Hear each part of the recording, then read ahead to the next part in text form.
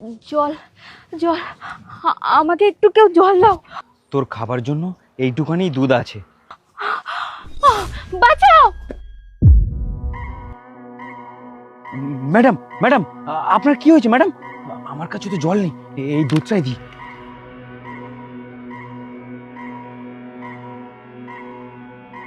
বাবা, তুমি ওটা কি করলে? ওই দুধটা তো আমার জন্য, তুমি ওনাকে খাইয়ে দিলে।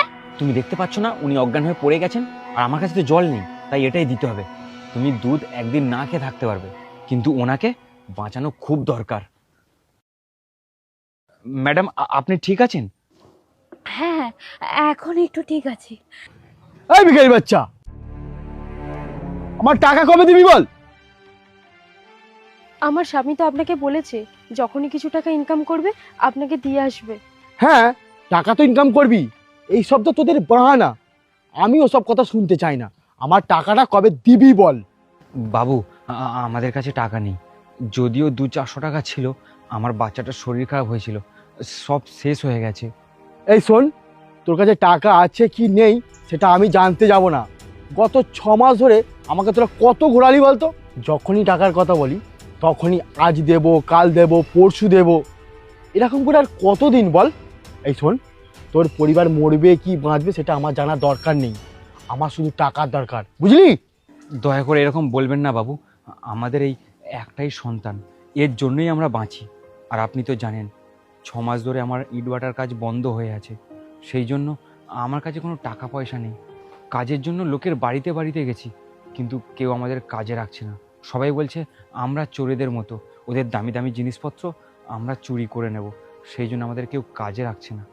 বিশ্বাস করুন বাবু, আমি কিছু টাকা ইনকাম করলেই আপনার সব টাকা দিয়ে দেব।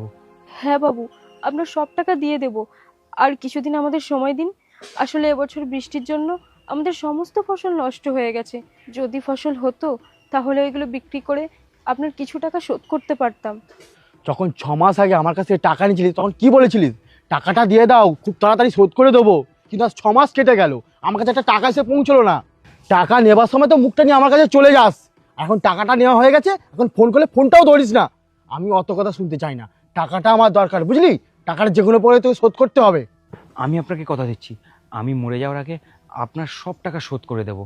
দয়া করে আমাদের অবস্থাটা বুঝুন। আপনার টাকা নিয়ে আমরা কোথাও পালিয়ে যাব না, যাই হয়ে যাক আমাদের এখানেই থাকতে হবে। আমাদের আর একটু সময় দিন বাবু। লাস্ট বার বলছি, আমার টাকাটা তুই দিয়ে দে, নাহলে তোর ঘরের জিনিসপত্র আমি সব বিক্রি করে দেবো, আর দরকার পড়লে তোর এই ঝুপড়ির মতো ঘরটাকে আমি বিক্রি করে দেবো। না না বাবু, এটা করবেন না।